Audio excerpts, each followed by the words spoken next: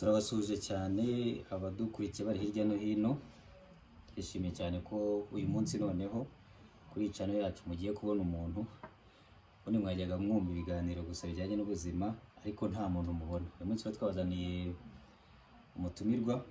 Mbere yuko tugira ikintu tuvuga, reka tureke abanze nawe yivuge kuko ngiye ijwi ryanjye murarimenyereye. Noneho turaza kubabwira nyuma icyo tugiye kuganira. Gusa mbibi yakabanga ni umunyamategeko ukomeye cyane ubifitiye impamyabumenyi, ubwo turaza kubabwira n'icyo tugiye kuganiraho. Ni karibu. Urakoze cyane Dr. Arakoze cyane. Nitwa Niyitanga Obadia. Hanyuma nk'uko yababwiye umunyamategeko, mfite bachelor degree mu mategeko, niyo level ya education yanjye. Hanyuma nyine ubwo nk'uko yabibabwiye tugiye kuganira. Ubwo abasanzwe bazi ibyo aganirizaho abantu be cyangwa se abantu be bacu, ubwo no kuvuga ngo noneho nimba hivanzemo n'umuntu ufite amakuru ku mategeko cyangwa yize amategeko, birumvikana ko tugiye guhuza ubuvuzi n'amategeko.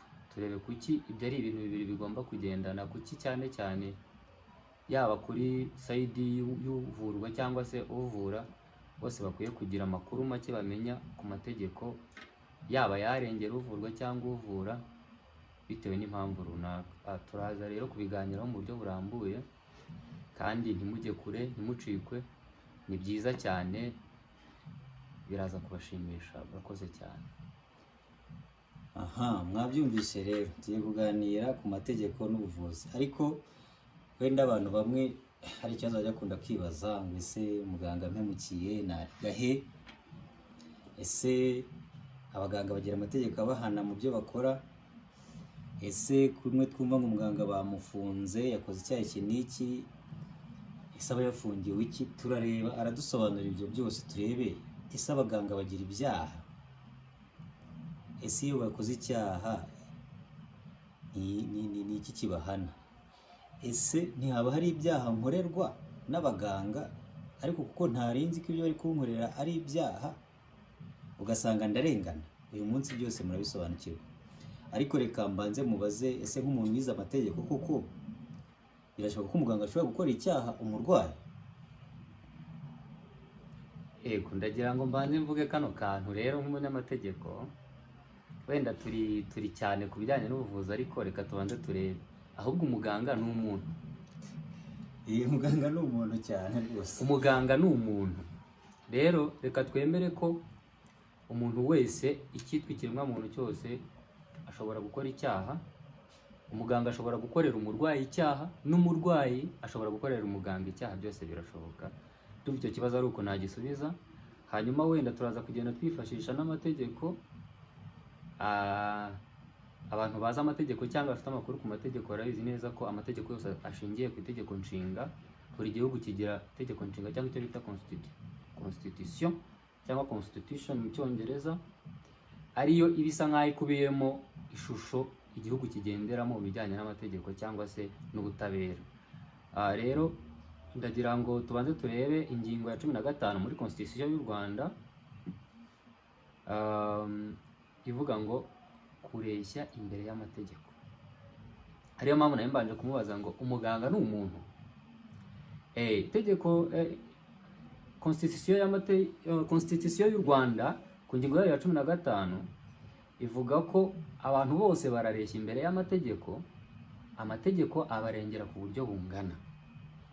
Bivuze ngo abo umurwayi akorewe icyaha yarengerwa n'amategeko ku buryo bungana n'umuganga nawe wakorewe icyaha, mu gihe abifitiye ibimenyetso. Akantu k'ikimenyetso mu mategeko rwose ni akantu kagenderwaho cyane, mukiteho rwose.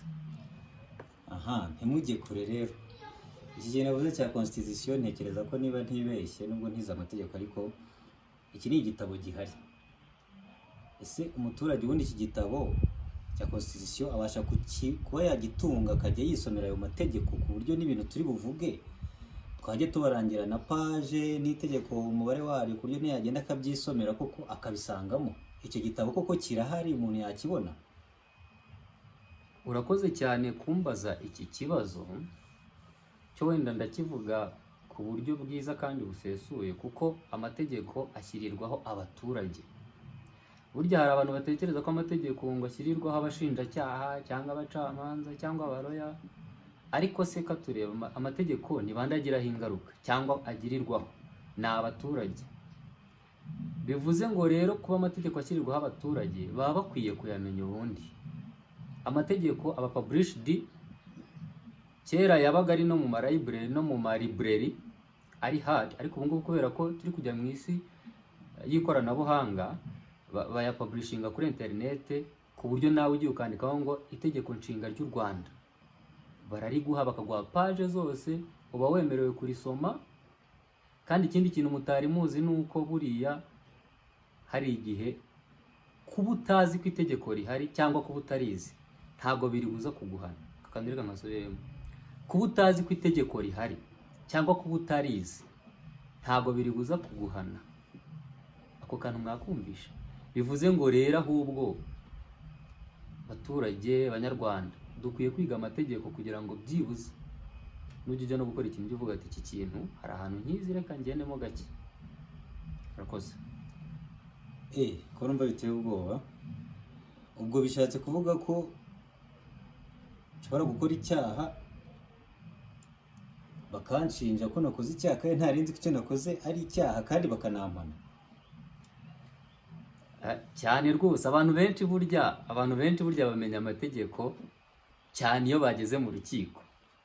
Iyo ataragera mu rukiko aba yumva amategeko ari ibintu biriyo hejuru, adakwiye no kureba aho yumva bimurenze cyane. Ariko iyo bageze mu rukiko, kubera ko noneho uba ugiye kuyafesinga, urayiga.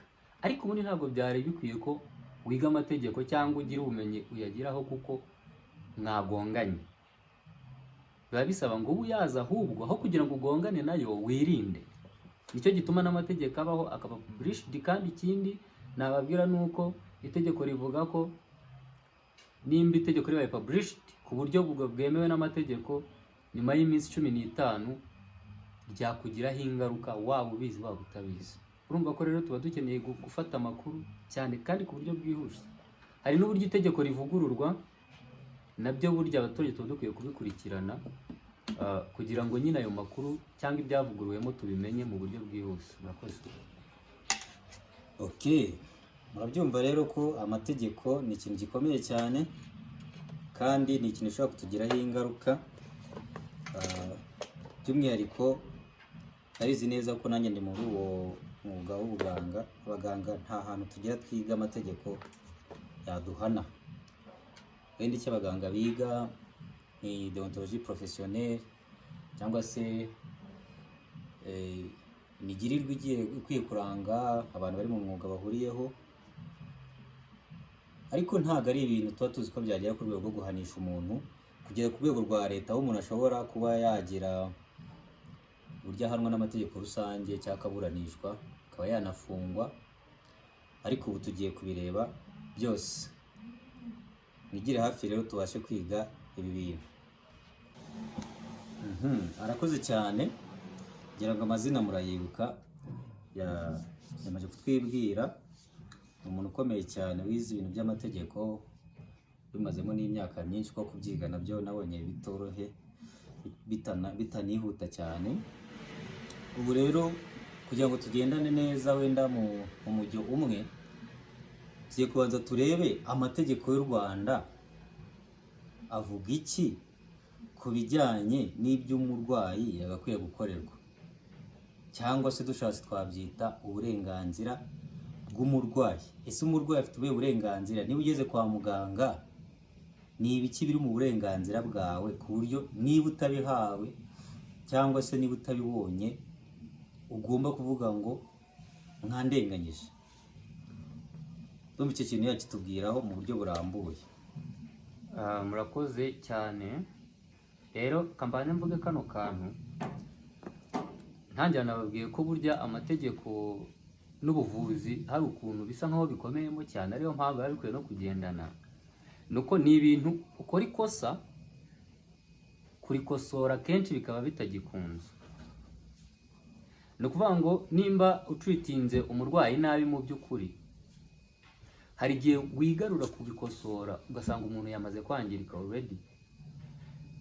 Even no mu mategeko buriya kirazira, itegeko rivuga ko kirazira kugenekereza. Kugenekereza kirazira mu mategeko kuko uba uri kudiringa n'ubuzima bw'umuntu, cyane cyane ku cyo bita criminal cases, ni ku byaha mpanabyaha. Amategeko abamo uburyo bubiri, hari civil cases cyangwa se criminal cases. Civil cases ni ibyaha byoroheje, amadivorce, babyita mbonezamubano mu Kinyarwanda. Criminal cases ni ibyaha mpanabyaha, ni ukuvuga ngo ni icyaha ukora ukaba ugomba guhanwa kugira ngo victime abone ubutabera, nicyo biba bivuze ubundi ku byaha mpanabyaha. So niyo mpamvu nashatse kuvuga cyane ku burenganzira, ndabuvuga rero muri ubu buryo, nshaka kuvuga mu buryo bubumbiye hamwe. Reka turebe itegeko nshinga, wenda tuzajya twandikaho n'amasubtitles kuri kino kiganiro kugira ngo dushyireho details zirambuye. Ku ngingo yayo ya 16 itegeko nshinga ry'u Rwanda, ifite ibika birenga, ariko ndavuga kuri bibiri by'ingenzi bya mbere bisa nkaho biri bumpa ishusho y'uburyo ndi bubasobanuriremo uburenganzira bwa buri muntu, yaba umurwayi cyangwa umurwazi. Ingingo yayo ya 16 iravuga ngo kurindwa ivangura. Igika cya mbere kiravuga ngo abanyarwanda bose bavuka kandi bagakomeza kugira uburenganzira n'ubwisanzure bingana. Igika cya kabiri kiravuga ngo ivangura iryo ari ryo ryose cyangwa kurikwirakwiza byaba bishyigikiye ivangura iryo ari ryo ryose cyangwa kurikwirakwizwa byaba rishingiye ku bwoko, ku muryango, ku gisekuru, ku nzu, ku ibara ry'uruhu, ku gitsina, ku karere, ku cyiciro cy'imibereho, ku idini cyangwa ukwemera, ku bitekerezo, ku mutungo, ku itandukaniro ry'umuco, ku rurimi, ku bukungu, ku bumuga bw'umubiri cyangwa ubwo mu mutwe, no ku rindi vangura iryo ari ryo ryose birabujijwe kandi bihanwa n'amategeko. Iki kintu kirakomeye ko numva si ibintu byose bijemo. Yego. Ko hajemo ngo n'ukubumenyi. Yego. Kuvuze ngo abize cyane bakiga amashuri menshi ntabwo bakwiye kuvangurwa n'abandi, cyangwa se numvisha n'iby'uruhu bizamo abazungu cyane. Ndabisobanura muri ubu buryo. Iri tegeko, iki gika kirasobanutse cyane, nubwo kirimo ibintu byinshi, ariko ni igika cyiza njye nkunda cyane. Andi gukora research naragikunze cyane. Reka nkubwize ukuri, itegeko ni ikintu bagerageza ku buryo nta kantu na kamwe bibagirwa, bataruka. Utazavuga ati ndabona uruhu batararushyizemo cyangwa ubumuga bwo mu mutwe, ngo nubona umuntu aje wenda ari kuvuga wenda utuntu twinshi cyangwa iki, uvuga turiya ntabwo bamushye. Oya, bavuga ibintu byose. Bivuze ngo rero iki, ntekereza ko ngewe abaganga bakwiye kuzabashakira nka modire y'amategeko. Bakwiye kuzabashakira modire y'amategeko kugira ngo byibuze bajye bajya na bari abakozi bose bakora kwa muganga, bakora ku mafaranga, bakora hehe. Impamvu hano bagiye bashyiramo ibintu byinshi nuko buriya umurwayi wese aza ari kubabara. Burya umurwayi wese aza yumva ari victime.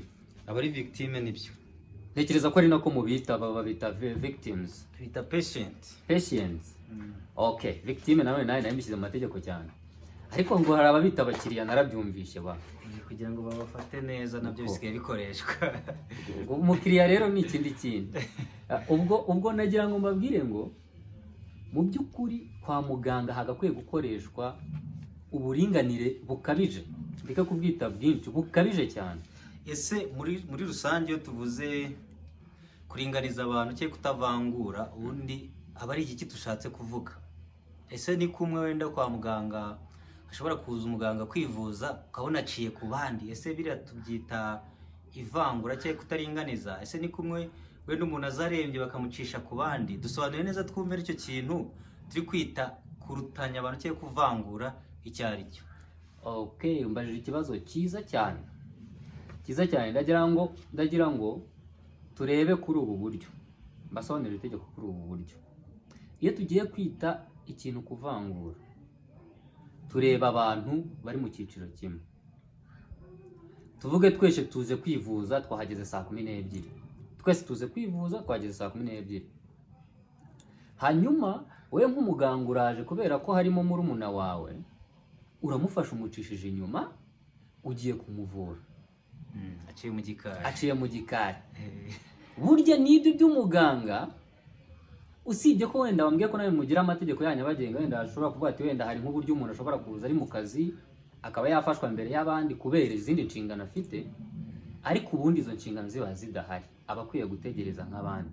Uzi impamvu? Impamvu ni uko byonyine n'itegeko ryavuze ko cyangwa riteganya ko no mu mategeko iyo uhuye na kese y'umuntu ukabona uri bujye kuzanamo amarangamutima, tuvuge ndi nk'umuroya cyangwa ndi nk'umushinjacyaha cyangwa ndi nk'umucamanza, banzaniye muri umuntu wanjye cyangwa mushiki wanjye ngo mucire urubanza, nemerewe kuvuga ngo uru rubanza muruha abandi bantu kuko njyewe ninduca ndarucana amarangamutima. Niyo mpamvu namwe muba mukwiye kwirinda cyane amarangamutima y'uburyo ubwo ari bwo bwose. Abarwayi bose bakaba bangana, kandi ikindi cyane mukiga n'uburyo bwo kuvugisha abarwayi, kubera ko buriya treatment ntekereza ko professionally ntekereza ko munabizi cyane ko ni kimwe mu muti wa mbere ushobora gufasha umurwayi cyane. So ku kintu kijyanye n'uburinganire cyangwa se kureshya cyangwa se kutagira ivangura, mu magambo makeya, kwa muganga cyangwa ibikorerwa kwa muganga byose bikwiye kugendera ku murongo cyangwa se kuri ordre kuruta kugendera ku busumbane bw'abantu. Ngiye kukubaza ikibazo muganga. Umwana w'inyamasheke witwa X, mu mategeko dukunda gukoresha X na Y, aje ku bitaro Z ukoreraho. Hanyuma haje na executive w'umurenge A, aje ameze neza muri Range Rover, araje aciye ku bandi ku murongo, arakubwiye ati ngirira vuba dore ndi kwihuta. Reka nkubaze, umwana w'inyamasheke ararenganye cyangwa ntarenganye? Biramutse bibayeho ko ubundi natwe kwa muganga tugira amategeko agenga ibijyanye no gucisha abarwayi ku bandi, wenda tuvuze kuri icyo. Urugero nabaha, iyo umuntu aje arembye atanga abaje bose tutiteye ku gihe aziye n'igihe bo baziye. Icyo ni sawa cyane. Birashoboka ko umuntu yaza arembye saa 11, we waje saa 12 za mu gitondo akagutanga kubonana na muganga kubera ko arembye. Iryo ni itegeko rimwe mu yo tugira. Yego cyane. Hari n'andi mategeko amwe namwe wenda tuzayaganira ko ntabwo twayavanga n'ibi ngibi turi kwiga cyane, ariko ku kibazo warumbajije, umuntu yaba arenganye kuko niyo we yabibona atazi ko umuntu ari executive, yahita abona ko tumurenganyije cyane. Okay, urakoze cyane. Nashakaga ko dutanga urugero kuri ibi bintu kugira ngo dushyire umucyo ku bintu. Nimba tumaze kubona ko uburinganire butagomba kugira ikintu na kimwe bushingiraho, urwo ni urugero rwiza umuganga duhaye w'umuprofesiyoneri atubwira ko ubundi bibaye byiza hakurikizwa umucyo. So ndatekereza ku kintu kijyanye n'uburenganzira twabigarukiriza aho ngaho, noneho tukinjira mu bijyanye n'amategeko ahana abaganga cyane cyangwa ashobora kubarengera. Ntekereza ko rero ntarasoza, uburenganzira bw'abarwayi nibwo twitayeho cyane kuko ari bo baba baje kwaka ubufasha, ariko ntekereza ko n'umuganga ahohotewe nawe ntekereza ko atavangurwa nk'uko twabivuze haruguru, nawe hakurikizwa itegeko nk'irikurikizwa ku bandi banyarwanda bose. None se haba hari uburenganzira bwavuzwe n'itegeko ry'inshinga ry'u Rwanda buri mu mategeko watubwira niba buhari kuko twe kwa muganga burahari, tujya tunabishyira ahantu abantu bahurira, ahantu abantu baryama, ugasanga handitseho ngo uburenganzira bw'umurwayi, tuvuga urugero yemerewe kwemera cyangwa kwanga ubuvuzi. Ese hari ubwo burenganzira bwaba buhari no mu mategeko runaka cyangwa ni iryo tegeko rihari ko ubwo burenganzira buhari kwa muganga bugomba kubahirizwa? Ni itegeko iri ni itegeko nshinga, urumva ni itegeko rigari, riba rigomba kuvuga ibintu mu buryo bugari, ariko ntekereza ko noneho specifically tuzajya tubiganiraho gake gake tugenda tureba. Njye nashaka kubereka ko uburenganzira ari cyo kibazo naje kubaza ngo umuganga ni umuntu. Tubanze turebe uburenganzira bw'umuntu, noneho tuzagenda tunareba gake gake noneho uburenganzira bw'umurwayi, se urwaye indwara idakira, urwaye iki, byose bigenda bita. Tuvuge ku kintu gikomeye, uburenganzira bivuze ngo ni ibintu wemerewe cyangwa se ni ibintu ugomba kugera ahantu bakaguha kuko bigukwiriye kandi ubigenewe. Ese umuntu ntashobora kurengera bya bindi yitaga uburenganzira agatangira kubyabiza cyangwa se agatangira kurengera? Ese ibyo hari icyo itegeko ribivugaho cyangwa iyo ngingo ntibamo uburenganzira umuntu agomba kuharanira, yakwica n'umuntu cyangwa yagira ariko apfa kurwanira uburenganzira bwe? Itegeko ni ikintu gikomeye cyane cyane itegeko nshinga. Ntago batanga uburenganzira ngo ntibagire guidelines bashyiraho. Ariyo mpamvu mu itegeko nshinga n'ubundi ku ngingo ya 41 hari iyo ngingo ivuga ngo aho uburenganzira n'ubwisanzure bigarukira. Yego, bivuze ngo bwa burenganzira bwose twavuze haruguru hari aho bugarukira, ariho tugiye kureba kugira ngo noneho yaba na patient cyangwa se uri bumufashe bose amenya aho agomba kugarukira. Ingingo ya 41 iravuga ngo mu gukoresha uburenganzira n'ubwisanzure buri wese azitirwa gusa n'itegeko rigamije kwemera no kubahiriza uburenganzira n'ubwisanzure by'abandi n'imyitwarire iboneye. Hano baravuze ngo uburenganzira n'ubwisanzure by'abandi. Ni ukuvuga ngo ufite uburenganzira bwawe ugomba kubona, ariko n'ukuri ruhande afite uburenganzira agomba kubona. Bivuze ngo rero ntabwo uburenganzira bwawe ugomba gutsikamira ubwundi. None ababaye ubusumbane already. None se ntazi ubwundi nkaba nzi ubwanjye gusa, akaba aribwo ndi guharanira nyine uburenganzira bwanjye ko mutangenzereza gutya kandi ari uburenganzira bwanjye, ariko nkaba ntazi ubwo bw'undi bwo. Okay, reka nsoze birumvikana. Icyo twita kurengera. Yego. Hano twari tuvuze ngo buri wese azitirwa gusa n'itegeko rigamije kwemera no kubahiriza uburenganzira bw'undi n'ubwisanzure by'abandi n'imyitwarire iboneye. Bakongera ngo ituze rusange rya rubanda, imibereho myiza muri rusange biranga igihugu kigendera kuri demokarasi. Subiramo kaka amategeko cyane ngo uraza kudusobanurira kugira tubyumve. Yego, ndabasobanurira kuri aka kantu rero. Hano bavuze ngo ituze rusange rya rubanda n'imibereho myiza muri rusange biranga igihugu kigendera kuri demokarasi. Bivuze ngo umurwayi ashobora guharanira uburenganzira bwe, ariko yabikora birengereye akabizira. Biravuze ngo umurwayi ashobora guharanira uburenganzira bwe, yego, yabikora bibangamiye rubanda akabihanirwa nawe. Ariyo mpamvu nakubwiye ngo ubundi biba byiza ngo ku gice cy'abarwayi hari bazi bafiteho amakuru no kubaganga. Uzi ikintu bitera bituma nanjye nk'umuntu uri kurengera uburenganzira bwanjye ntari bugire uburenganzira bw'undi mbangamira. Kanguhe nk'urugero, umurwayi ashobora kuba arembye rwose, arembye yumva agiye gupfa, akavuga ati kuvurwa n'uburenganzira bwanjye, akaza muganga agahita amukubita urushyi ati wandangaranye. Okay, bwari uburenganzira bwe kwitabwaho no kuvurwa. ariko kuko agiye guhohotera uburenganzira bw'abandi burya yatangiye gukora icyaha. None biri kumvikana. Yego, ndagira ngo noneho tuze tutarengera igihande kimwe gusa. Nicyo nashakaga ubundi cyane cyane. Ari nayo mpamvu abaganga aribo cyane ndimo ndafokasingaho cyane, bakwiye kujya bareka gufata abarwayi nk'abantu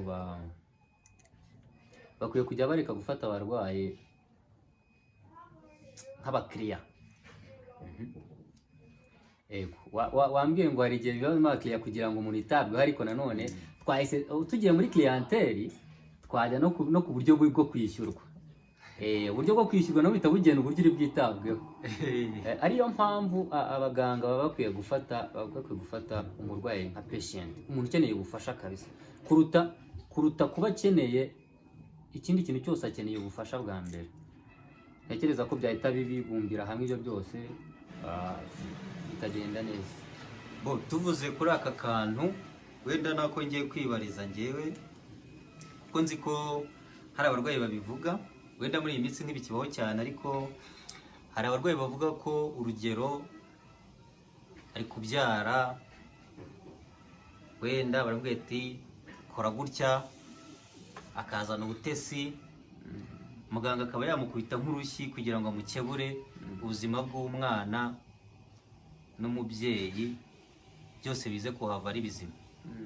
Ese icyo gihe koko niba umuntu ku rundi ruhande ari guharanira inyungu z'uwo ari guha serivisi, ariko nawe akamera nk'urengereye, akamera nk'ushatse inyungu cyane kurusha nyiri ukuzishakira, ese ibyo byo bishobora kuzitwa icyaha? Kandi tuvuge urugero, uwo muganga atakubise uwo mubyeyi ku mwanga, yagiraga ngo wenda akora icyo amubwiye, wa mwana avuke neza nta kibazo afite. Ukamubaza akabazo.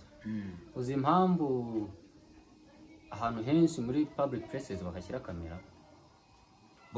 Ntekereza ko ngiye ko mbitekereza, natekereza ko ari umutekano kugira hatagira uwiba, hatagira ni ibintu byinshi cyane ko nk'ibi bintu bijyanye n'ubuvuzi cyane, iyo habaye ikibazo kuri patient ntabwo kigira cyane ingaruka ku muntu umwe kuba bikoze. Sinzi nimba ubizi, kigira ingaruka kuri institute yose. Bivuze ngo rero haba hakenewe na proof zerekana impamvu wakoze ikintu, sibyo? Ibikenewe cyane ku buryo nk'umuganga we wize ibintu, wize kubyaza, nimba koko mu kubyaza wize barakubwira ati iyo byanze urakubita, ukaba wabihamya ko hari aho wabyize, ukaba wabihamya ukavuga ati muri modiri n'iyi avuga ko iyo byanze ushobora gukoresha uburyo runaka, ushobora kutavuga gukubita ariko bakavuga gukoresha uburyo bugize, ushobora kugaragara nk'umututse, ushobora kugaragara nk'umukubise, cyangwa se umurwayi bitewe n'uburyo umufashe we akabibona mu yindi shusho, ariko wowe icyo ugambiriye ari bwa buzima bwa wa mwana ari kubyara.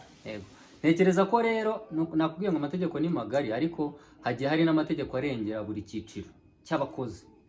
Kuba ari itegeko ry'abakozi riba rirengera abakozi, rikaba rifite ibyo rimurengeraho mu kazi ke. Kubera ko ubu ngubu turi kuvuga mu ishusho ngari, ntekereza ko tubigiye muri detaye byamara nk'umunsi wose, ariko icyo navuga kuri icyo kintu ni uko ufite proof zerekana neza ko ibintu wakoze ari kubw'inyungu z'umurwayi, nubwo utabuza umurwayi gutanga ikirego cye kubera ko afite uko abyumva ko yahohotewe, ariko ngewe nk'umunyamategeko ndaguhamiriza ko mu rukiko uhamutsinda. Nicyo navuga kuri icyo kintu. Murabyumva rero. Hari n'ibindi bibazo byinshi abantu bashobora kuba bafite, uwagira ikibazo agishyire muri komenti, n'iyo kitahita gisubizwa aka kanya turi kumwe n'umunyamategeko wacu, anytime twamubwira akagaruka akagenda asubiza ibibazo bigiye bitandukanye. Mbabwira ko nawe afite channel ye, wenda araza kwitubwiraho n'ubundi acishaho ibiganiro bijyanye n'amategeko, noneho biri pure bidafite ibindi bintu bivangiyemo. We yagenda asobanura amategeko ayo ari yo yose bitewe n'ibyo abantu bifuza, naho mwajya muhamusanga. Ariko nimwifuza ko tumugarurana hano kugira ngo tubashe gukomeza iki kiganiro, nabyo tuzabikora. Ibyo bitekerezo mu byandike, bibazo bigiye bitandukanye.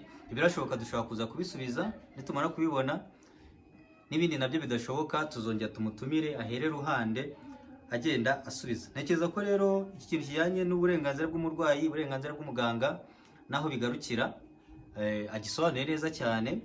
Reka turebe ko twajya ku yindi ngingo dukomeze kugenda tubisobanukirwa neza.